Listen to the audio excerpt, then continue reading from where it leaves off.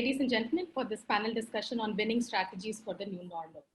I have with me some of the really best and sharpest minds in this industry: Vibha Padalkar, MD and CEO, HDFC Life; G. Muralidhar, MD and CEO, Kotak Life Insurance; Kshitij Jain, MD and CEO, Exide Life Insurance; and Kamlesh Rao, MD and CEO of Aditya Birla Sun Life Insurance.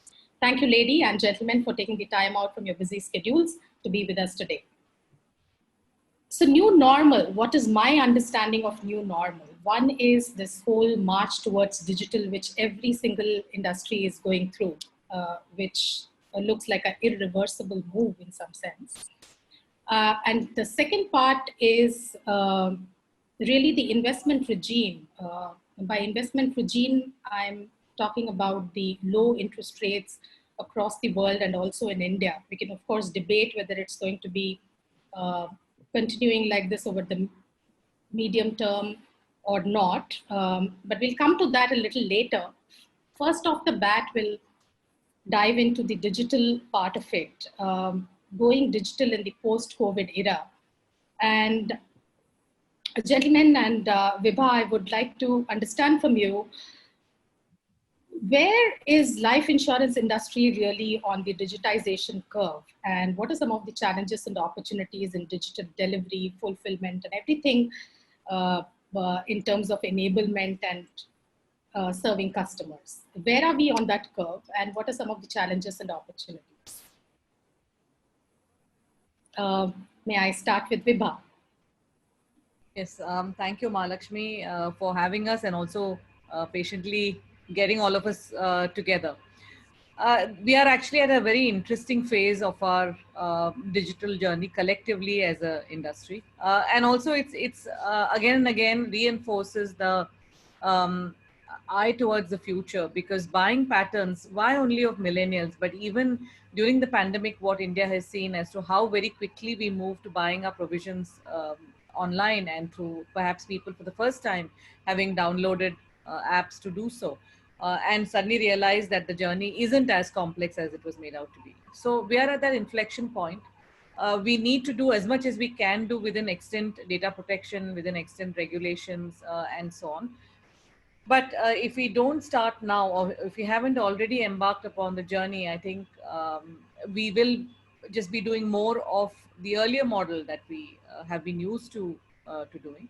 And they will coexist, I think, over the at least the medium term, the old way of selling insurance and servicing customers and the new way of doing it. And there will be this migration from old to new and all the pains and the joys that come with such a migration. But I think there is nothing today, which is what I think my colleagues on this panel will also agree, there is nothing today that cannot be sold or serviced through end-to-end digital.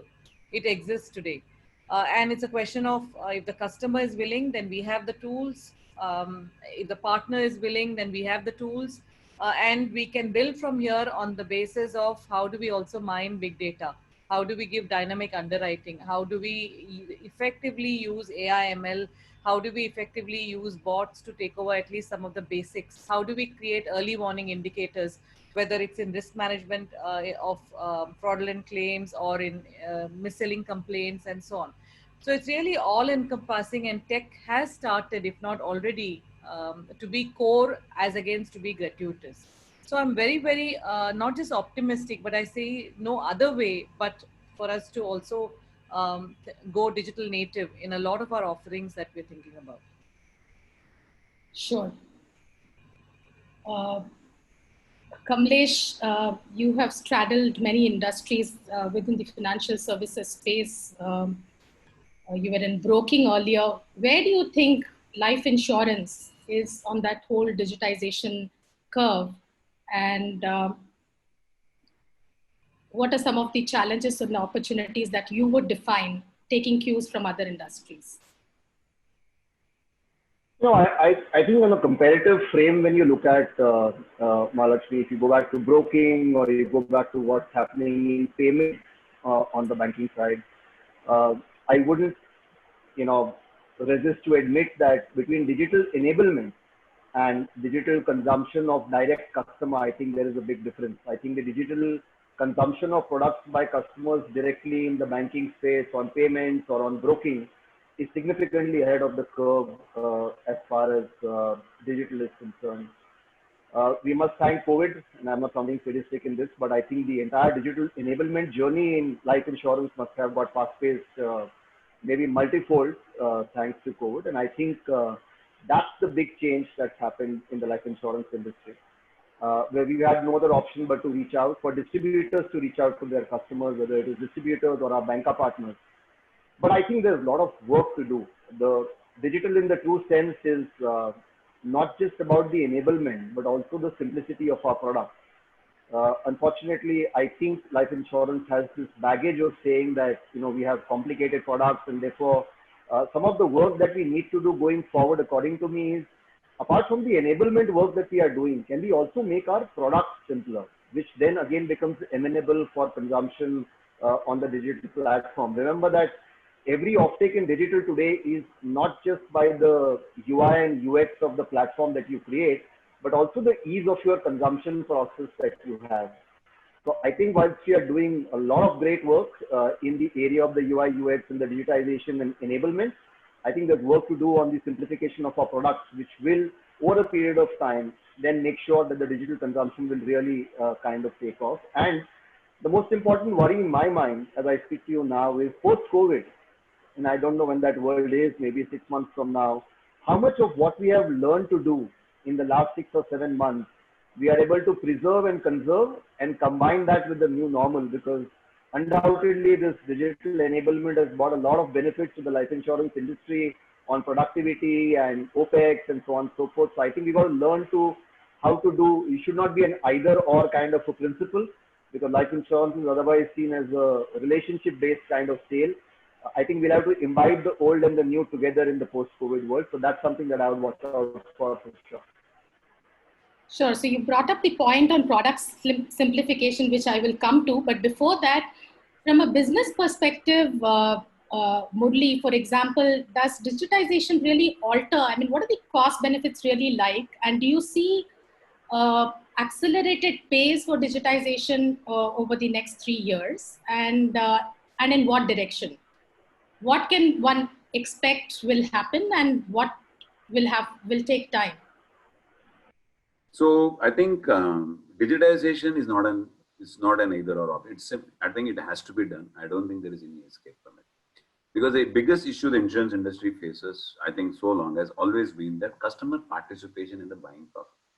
Probably the combination of reasons, because the product is complicated or not explained very well to him, or he has not made so much of effort. But I think digitization actually gives us that opportunity to explain it in a much more simple and a standardized manner. And I think that's where we have seen changes. We have been able, thanks to COVID, thanks to social distancing, we are now sending standardized pitches, standardized benefit illustration. The benefit illustration is anyway standardized, but we are able to do that in such a manner. And also, since you have to explain to the customer the product, they are able to bring in more firepower, because formerly is only the LA. Now, probably when complicated product, when complicating things have to be explained, the sales team can also join. So that is all possible to bring it together in one platform, which makes it simpler for the LA to sell their product and also learn in the process. So, and I think that's a big change, because as a result, the customer participation improves. And we are able to do that, and we are very sure about what is being actually told to the customer.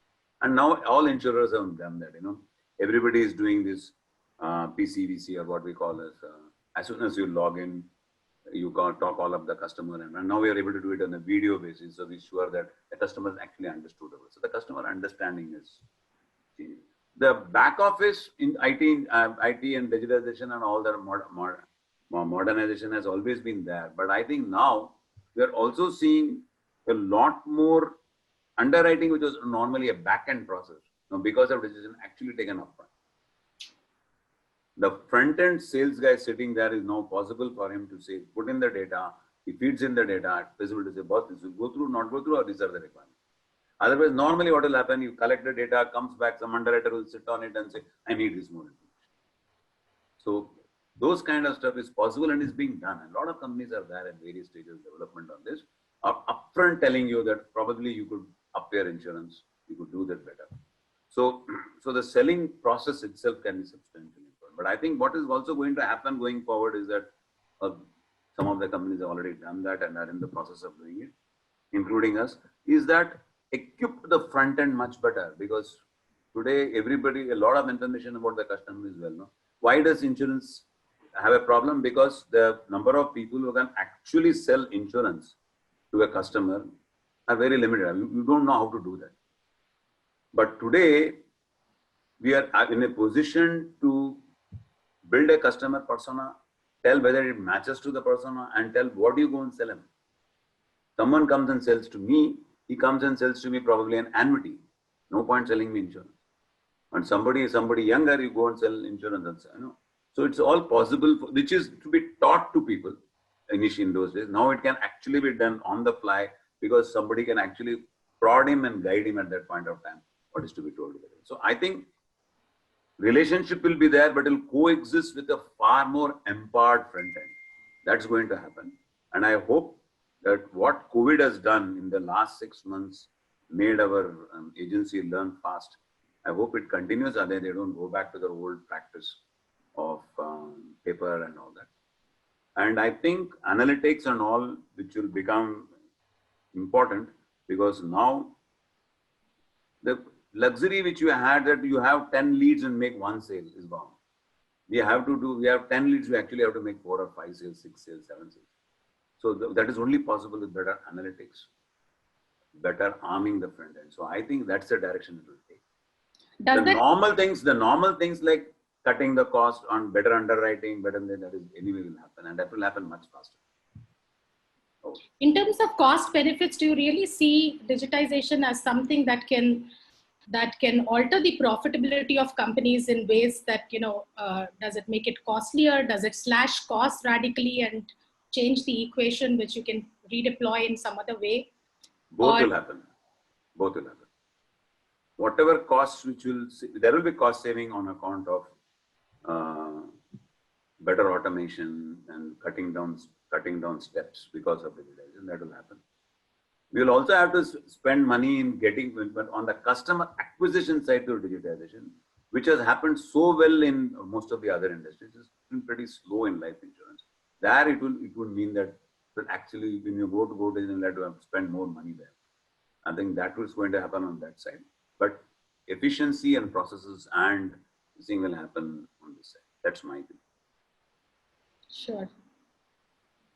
Kshitij, you want to come in on this? I mean, what is your view in terms of how does the complexion of a life insurance company really get altered, if at all, because of this whole march towards digitization? And then we could, of course, move on to the simplicity, which is... So, well, it's always good to be able to come in last, because I have the benefit of the views of 3 speakers before me. So first, I agree with everything that they said, just to make sure that we are all on the same side. But, my view, as far as digitization all is of you concerned, are on the same side and I'm on the other side. To realize.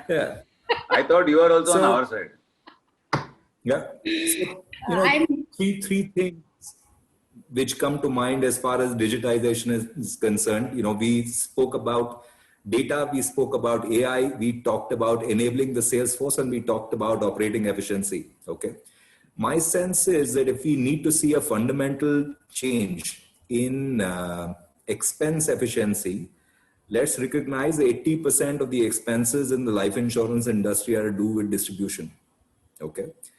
So the life insurance industry, I think, is reasonably efficient when it comes to managing policies, managing existing customers. The place where it has scope to make significant improvement is in cost of acquisition, or basically the large amount of money which is invested first in setting up an infrastructure for supporting distribution, and then actually managing distribution itself. And the reason for that is we are fundamentally a business which is a hunting business. We are not a farming business. Okay. If you expect that with data, with digital, with automation, you will be able to start changing the complexion of a life insurer from being more farmer, less hunter. You will straight away start seeing benefits as far as cost of acquisition is concerned. So, to add to what Murli said some time back, he said that earlier you could, go out hunting, you sold one policy against 10 leads. Now, given the fact that it's not that easy to move around, customers are not that comfortable meeting you face to face as they were earlier, you need to become so much more effective for every face to face or screen to screen interaction that you have. Okay. So my belief is that digital will have a profound impact on the industry in everything, pricing, product, but the largest impact that it will have is on distributor enablement. So the industry today has roughly 20 lakh agents, which represent it, which sell roughly 3.5 crore policies a year. Okay. So you can say in the next 3 to 5 years, there is every possibility that the number of distributors will come down, but the distributors who will be there will be far more efficient than they are today because they will be enabled by technology.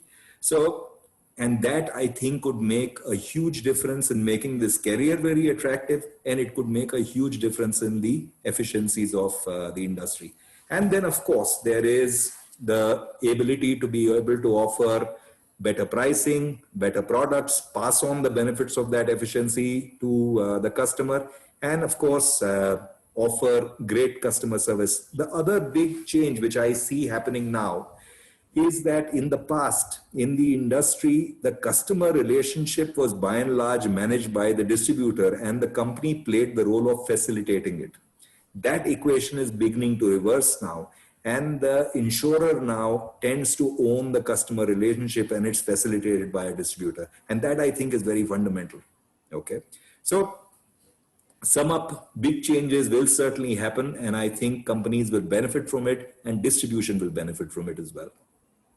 What does all this mean from the customer perspective? Because every time a business becomes more efficient, I mean, suppose I take this point that digital is going to bring in greater level of efficiency, productivity, lower OPEX and all of that for this industry.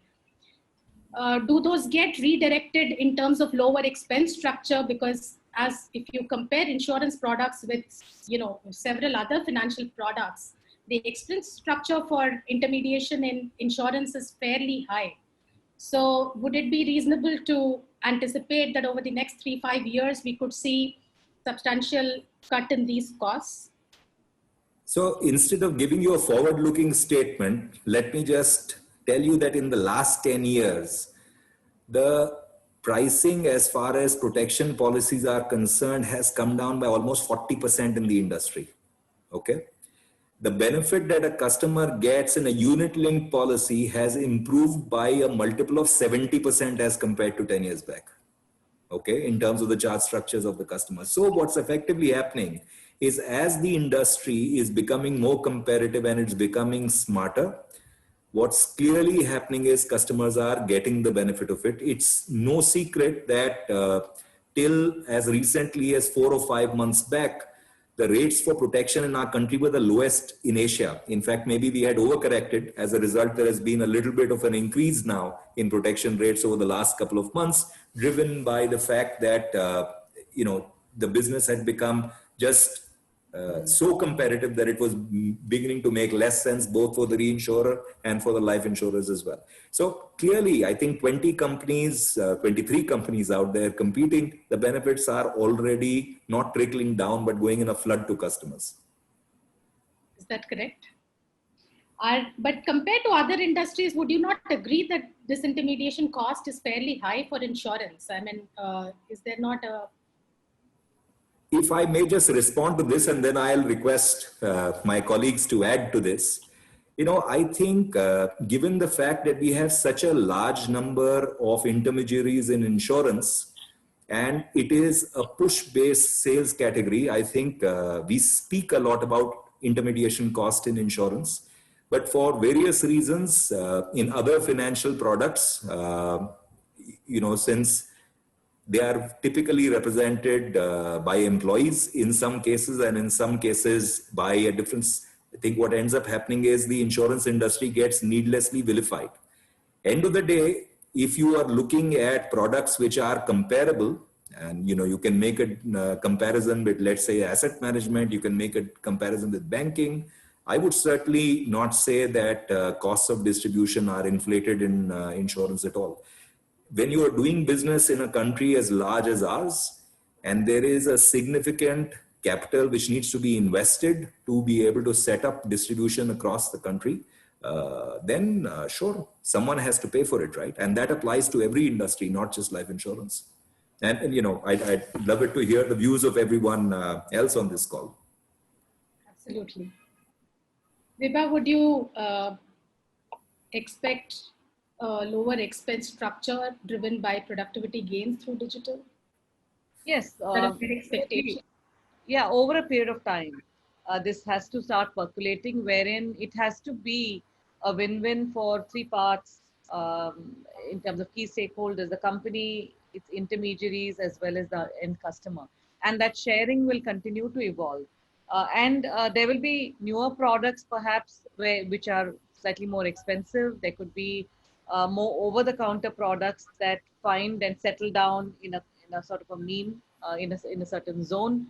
And so on. And what will start happening, and I do hope that we are allowed to do a lot more and integrate a lot more of wellness in our products, like a Vitality, for example, or a Good Doctor, or a whole host of other examples, wherein if a customer can demonstrate to us that he has been taking these steps, so on his part, this is what he's been doing, that we can give a differential pricing down the line. So it's those sorts of things rather than a static, and rather than today we are often going in blind because we don't have enough information about the individual. So it's this law of probabilities of very large numbers, and some cohort is subsidizing some other cohort, and you're hoping that you come out favorable in the whole over the years. But that will start becoming a lot more nuanced. So it's not just digital, meaning lesser number of people or lesser branches, which will then result in cost saving. That's a very tactical here and now. But what digital can do for us is digital with, like I mentioned earlier, big data, which will help us start getting a lot more nuanced, and hence for us to be able to do a lot sharper in terms of insights on pricing, which today, by the way, we can't do. So there's also a regulatory input that will help us propel. Today, we also can't integrate wellness, and we can't change the rate at which we have changed, unlike general insurers on health insurance policy, which can have a reset, or car insurance, which can have a reset, and so on. Life insurance can't have a reset. So you're underwriting at the time on best information at one particular point in time. That's it. His quality of life and his management of his life can significantly deteriorate or get better, and we have no control on that. So that pricing is also a function of the rigidity of the way in which we are able and allowed to price. If some of those constructs start changing, sure, we certainly would like to reward the guy who's taking care of his health better, or is in a lower health risk, or whatever other kind of risk that might be, or a better, more visibility on his KYC. Yes, certainly you can see that evolving with some of these things coming together. Sure. It's interesting. All of you also brought up this point about, simpler products, given that we have all these digital tools and direct to customers with higher level of customer engagement and so on. Now, I'm wondering why has it not been the case all along? For example, taking again a cue from the mutual fund industry, there was a time when, everybody knows that NFOs was the way to gather assets. So that's the fashion of the day. Every asset management company would launch a fund in that theme, and then you collect assets, and then it becomes relevant when the market, the fashion goes out of fashion. And there came a time when there was some level of consolidation driven by regulators saying that, hey, this is not working. You can't have like a plethora of funds, everybody overlapping and so on. And then the singular messaging that SIP is good for you kind of took off. And that's the stage when, mutual funds really came alive and mass adoption happened. Somehow in insurance also, although the proposition that you need risk cover, that term insurance is absolutely vital for each one of us, that singular messaging doesn't seem to have come through. One, why is that not the case? And second, are we really at that point from where this we look at this as an inflection point from where the trajectory really changes? So I don't know, Malakshmi, asking this question specifically. I just think we are at an inflection point. Kshitij spoke about the push. I think after a long time, for the first time, I think there is some pull for life insurance thanks to COVID. I think both risk awareness and risk averseness both have gone up significantly. So I think from an awareness point of view, it can be a great fillip for the protection part of the business. And I think from an averseness point of view, there's also a plethora of savings products that insurance companies offer. Some of them are guaranteed and far better tax efficient over a long period of time. So we've seen some uptake in those areas. But your case for simplicity holds. I think we got to do better in that area. But I genuinely think we are at an inflection point where, because of this risk awareness and averseness, that pull that we wanted in the life insurance business has just about started, and I think is there to stay for a reasonable point of time to come. Sure. So let's just moving over to the second point, which I said that new reset is all about this lower interest rates. While it's good for businesses, from the saver's perspective, it's like, you're really staring at very little in terms of guaranteed products. The rates are low, and risk assets in most people's perception can be argued that the valuations are high, but you can always justify saying that the interest rates are low, therefore the risk assets are priced as they are. But that leaves still a huge opportunity for investment-led products which offer healthy returns. But in terms of insurance, do we really have products that are competitive in terms of returns to offer that magical experience to customers? And what kind of product development will we need to sort of fill in this gap? Because if you are looking at something that for 10 years or 15 years or 20 years, barring risk assets, I would only think of a employee provident fund or a voluntary provident fund, which gives you healthy returns. So I'll take this question. From the industry's point of view, it is really all sorts of products that we would like to offer to the customer. It's up to the customer's risk appetite. What is he looking to transfer? What kinds of risk is he looking to transfer to the insurer? In my mind, there are 4 types. There's mortality, there's morbidity, there's longevity, and the 4th is interest rate risk, which he can look to transfer, and it can be a combination of these. So to your point, yes, today we absolutely have products that are better than virtually any I'm leaving PPF out, but any other competing financial services product post-tax. And also without reinvestment risk, because these you're looking at long tail guaranteed.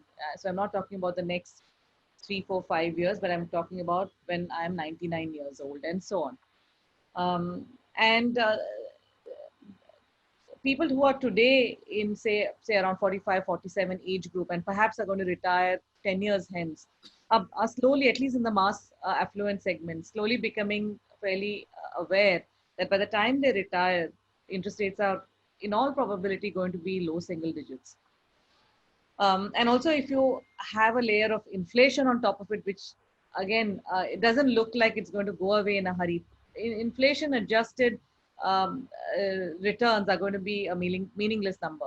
Correct. And also, the senior citizens' favored product is bank fixed deposit. So putting all your eggs in that basket is also going to have a myriad of reinvestment risk, as well as, like I mentioned, post-inflation is really not going to cover one's medical expenses. So juxtapose that with the fact that most people who are today, say 55 and above, probably only have their medical insurance with their employer, the salaried people. So all of that, it becomes a cocktail of really disaster, wherein almost all of, first of all, they're not going to make very much by the time they're 15 years post-retirement. On top of it, most of it will go towards medical expenses and the hole that's there. And the fact that medical inflation is at least 2x normal inflation, if not 2.5x. So it's not just IRR in isolation, but what part of one's savings can one transfer to an insurer so that one can sleep slightly better at night? I think that starts becoming relevant. And so that category is emerging. Insurers, of course, need to manage risk in a manner that is sensible. More than just ALM matching, cash flow matches become extremely important in a long dated liability profile. And the mistake of saying I'm ALM match but not cash flow match also is quite suicidal for the company. So as long as risk managers within the company understand that there are hedges, effective hedges that are available, some of the product contours have make it possible for one to have natural hedges within your own company and so on. Means that this product is certainly attractive. And coming back to your question, even today, significantly better, even in IRR terms, and I'm not even throwing in the fact that, which is often forgotten, that there's a mortality cover also. Even without the mortality cover being factored in, there are better IRRs. How do you say that? Because there are two products which, in terms of guaranteed return, if you just unbundle and take a term policy and take a voluntary provident fund contribution, it's much superior return. And let's say that, if you're not talking about, people in the organized sector, even then you would have government products like the post office, which give you much better yield. Not true post-tax. All of those are taxable. May I take this question? Voluntary Provident Fund and Employee Provident Fund, both are post-tax significantly higher. Of course, the government has to step in and say, well, this doesn't work. We can't take so much cash, and which has happened in the past. But barring that scenario, as long as the government is willing to support small savings, the difference here is that if I stopped working today and I bought a policy, I would know the exact rupee value that I'm going to get till I'm 99. I don't think a voluntary provident fund gets me to that same answer. The voluntary provident fund I will get on the day supposing if I'm 55 and I want to do something else in my life, I'll get that lump sum as a voluntary provident fund. What do I do? Where do I invest that money? I have to invest it into something. What will I do? I'll go and put maybe 50% of that in 3 different bank fixed deposits. I'll put something in mutual fund. I'm not going to get, if the objective is that I'm going to get the rupee value, and which cannot be changed by any insurer or anybody at all, no matter what. Don't I want to buy some of it? I'm not saying buying all of it, but buying some of it so that I know this will pay for, if I'm in a rented accommodation, will pay for my rent, or it'll pay for my society charges, or whatever, my medical expenses, whatever it might be. That is absolutely non-negotiable. I will get that amount. Please go ahead, Murli. I think to view insurance like this is not the right way. The biggest thing insurance offers is sum assured. There is no product, PF, BPF, nobody can ever tell you that you pay me for numbers say 10,000 rupees a year. I will assure you, come what may, if India is in war with Pakistan or China, or there is a nuclear holocaust or this thing, I will pay you this sum of money.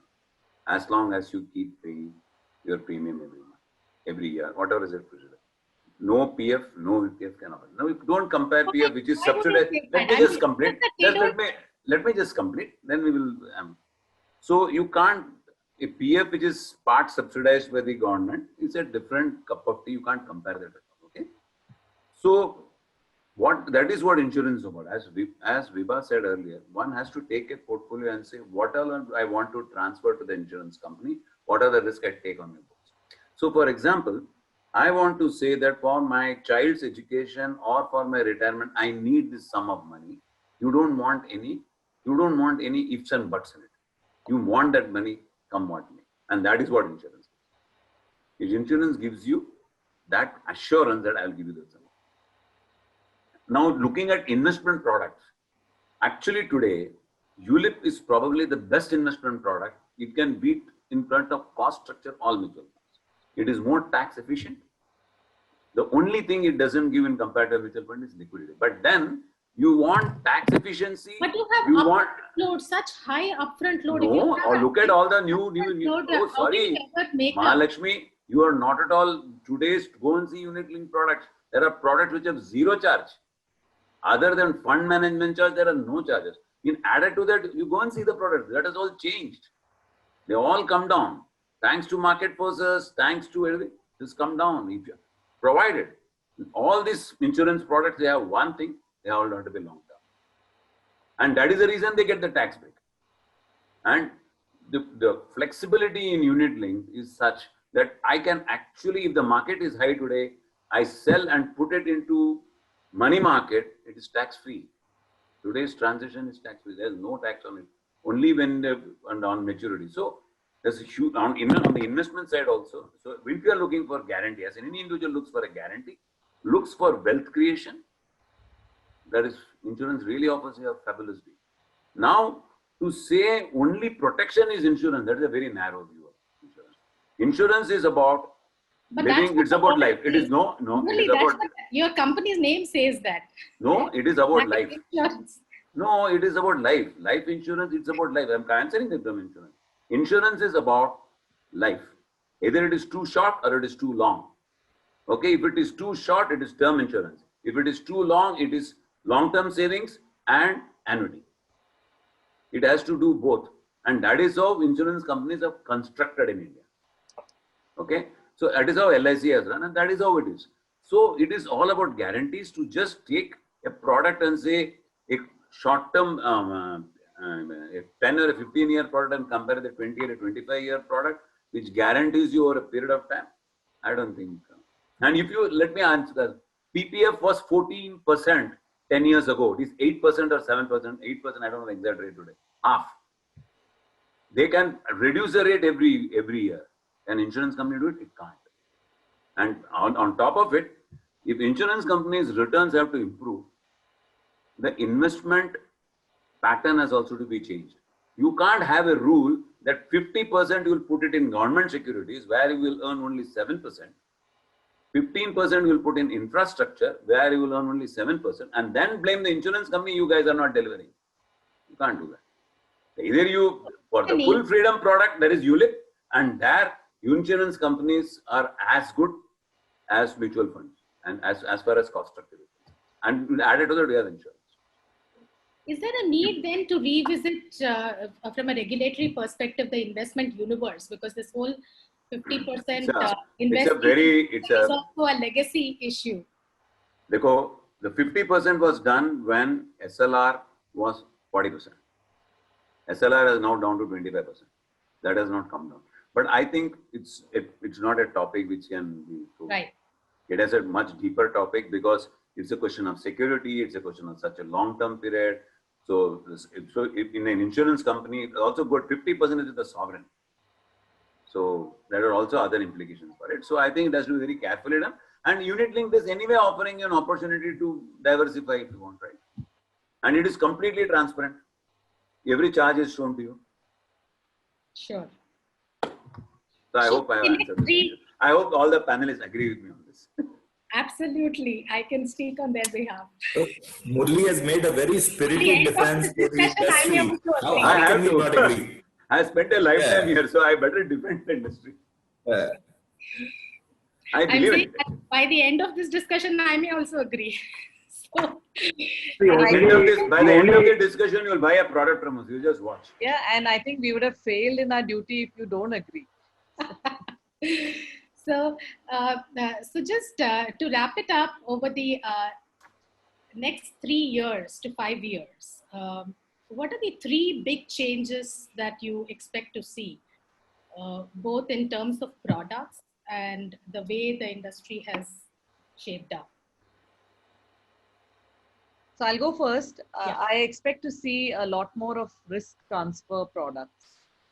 There will be 2 parts to this. There will be the savings-led insurance of older people. Younger people will start engaging with and having discussions openly on dying, falling sick, what if scenarios, which perhaps their fathers and older relatives might not have been happy doing. So that transfer, that very significant change in behavior patterns will happen. There will be a larger chunk, like we spoke at the beginning, of how do we give a more transparent product, transparent process. The customer feels that he is in control. He pays for everything, but he might say, okay, this feature I might never use. It's not relevant to me at all because it talks about you know something that if that were to happen to your mortgage, for example, I don't have a house. So unbundling even of our traditional product will start happening, wherein he feels I want more of this, less of this. So he's almost constructing build your own product. That sort of thing. Today that's not possible, but can it happen? I've seen it in some of the studies that we've seen in other geographies. So he can have more control over what he buys. That will certainly happen. This entire part on, like I said, health, wellness, and those lines blurring for us to be able to do dynamic underwriting by, if he agrees to show us his credit cards statements, for us to have those algorithms to say, okay, this is what we think is the profile of this individual without asking him any question on his about his own declaration on health status. So that kind of evolution is something I see happening. Also on the bottom of the pyramid, today the question is that how do we tap the bottom of the pyramid, because the cost of acquisition is prohibitive for us to set up shop in smaller locations. Ticket sizes are small. Disclosures are abysmally low in terms of their health records, their KYC, probably non-existent. But is the need there? Certainly. Are they in reasonably good health? Perhaps, especially on the younger population. So how are we able to close the gap on the unbanked and also the middle, the non-metros? Because the metro population is perhaps overwooed by everybody. So how do we see that opportunity and are able to have a win-win in that opportunity as well? And that will happen the way mutual funds also, wherein it's a non-face-to-face, simpler products, underwriting becoming simpler, all of that. So that opportunity is certainly there. So I see all of this coming together as both a combination of digital data that we can use, or somebody, I think Kamlesh mentioned IIB, other modes of how we can enrich our data, get a good sense of the customer, regulations. As that happens, that's the evolution that I see happening. Sure. I think the speed at which insurance industry has moved in the last, I think I can see 3 phases already in the insurance industry has already happened. One before the initial stages, and then the price changes, and again the last after the companies got listed. I think the changes in the next 3 years are going to be much faster. I think that the changes will happen because by one, competitive practices, because if you really see the disclosures and competition practices are actually making more and better products which are having lower and lower costs carrying. Just in the case of unit link, as I told you, there are products which are just fund management charges. They return the mortality charge at the end. So products have come in, and I think more and more people are coming with such products. And the industry will also learn to go to the rest of the segments, because it is just a SEC and above product, which can actually now, because of technology, because of knowledge, and our ability, because we may not need so many offices, we may not need so much of infrastructure.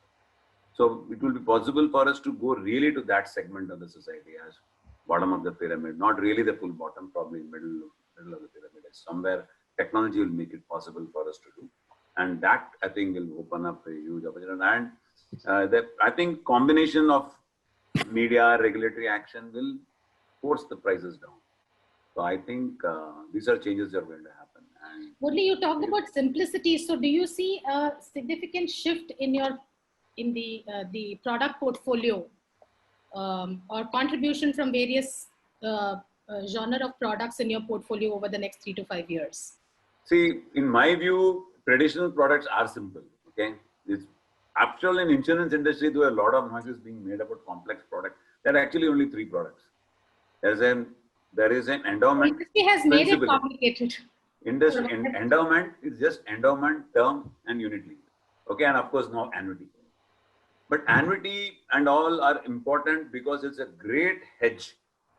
It's a very great hedge for protection products, both on the mortality side And even annuity is a great hedge for guaranteed products because they provide a single premium guarantee at that time. So they're very important. They all run together. Otherwise, it's a very natural hedge for the industry. So I think the products will get simple, and people will also. And I think both will bet. We will also improve our communication to them, and their understanding will also improve on this. So I think over a period of time, people are going to understand the importance of sum assured, and that you are paying a return on the sum insured on the day one when you have paid only a small premium. So these are all concepts which are very unique to insurance, but people will learn. I think both will happen. Simplicity. So allow me to add to what Murli said. There are three major stakeholders here. The first, most important, the customer.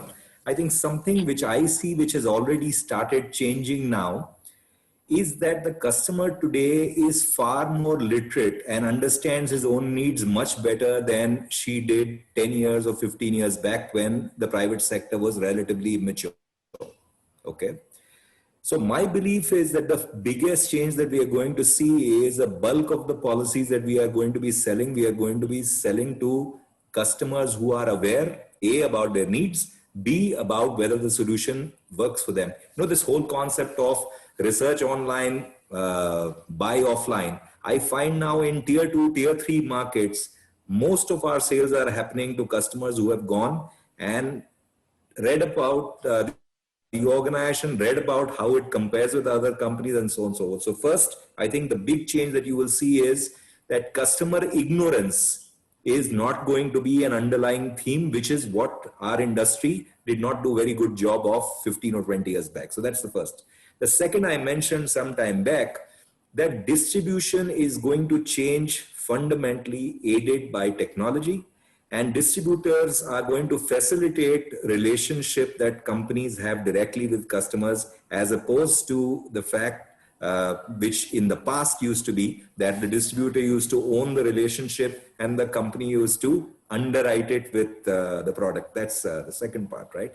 Third, I completely agree with Murli that, eventually, we have added too much complexity to life insurance, at least as far as perception is concerned. It is not really such a complicated industry. The fact, however, and the reason why I suspect intermediation will be required for some time to come, we are the only industry which is looking at 10, 20, 30, 40 years ahead. And this is something that most customers need help to be able to think through. Okay. So, the only complexity here is we are talking about a very distant future, an uncertain future. And to that extent, the complexity which comes with the fact that there will be changes in life expectancy, there will be changes in health, there will be changes in medicine, there will, be changes in interest rates, as you pointed out. That's, I think, the only complexity. And we as an industry are very well placed to be able to manage it, especially through the traditional products which offer either a complete or a partial guarantee to customers via the sum assured that Murli spoke about. So, my belief is this is a good time for the industry. And in fact, two great things have happened. Number one, in the last couple of months, we are back to roaring growth as an industry. Two is, we've been speaking about digital for some time. Just today, hot off the press, 12th of November, the regulator has allowed the industry to be able to source policies without a wet signature from a customer. So we truly are going to be now digitally enabled, where you will be able to conclude an entire insurance transaction without necessarily having to have a face-to-face interaction, which I think is a fundamental change. And this is going to completely change the way business is, going to be done going forward. So that was my contribution. Sure. Kamlesh, the radical changes. So my chance to go. What I'm going to tell you what I wish will change over the next 3 or 4 years' time. I wish that in the next 3 or 4 years' time, insurance no longer remains a push sale. But when I'm going to Kshitij or a Vibha, I know so much details about them that I know what I should sell to them, which product should be sold to him, and definitely a digital journey that will allow me to close the transaction in 1 or 2 clicks. I'm hoping that the ease of the sale for the customer will be appropriate. I think the big change that can happen is if The other part of the underwriting is if there's a way where all of us who are getting into regular checkups and which is available with the diagnostic centers and with the new health ID coming in, is there a way all that data can be stored in the cloud and I can just pluck it from there rather than actually asking my guy to do a medical checkup when he's buying a policy? So if the whole technology world can change that in medical, so I'm able to actually import data on the fly and I'm able to match and say exactly this is what is meant for this guy. So I think that can change because that can change the other dynamics of the life insurance business.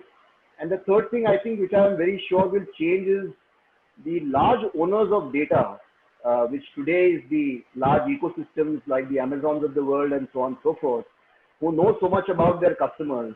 If there is a way for the manufacturing industry like life insurance to create products with the wealth of information that the Facebooks and the Googles and the ecosystem like Amazon have, I think there could be a marriage between the two for distribution, and I think that will take center stage at some point in time. And that's very dangerous territory.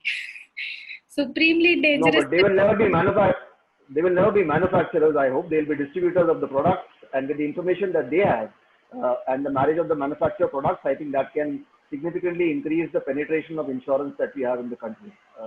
I think that's what can be one big change of the ecosystem is what my view is. Sure. So thank you so much, gentlemen. I've taken a lot of your time. The 1 hour slot is over. Thank you for sharing all your insights and of course for your time. Thank you, Mahalakshmi. Thank you, Mahalakshmi, and happy Diwali to you and all the To all panelists. of you too. Thank you. Thank you and happy Diwali to all of you.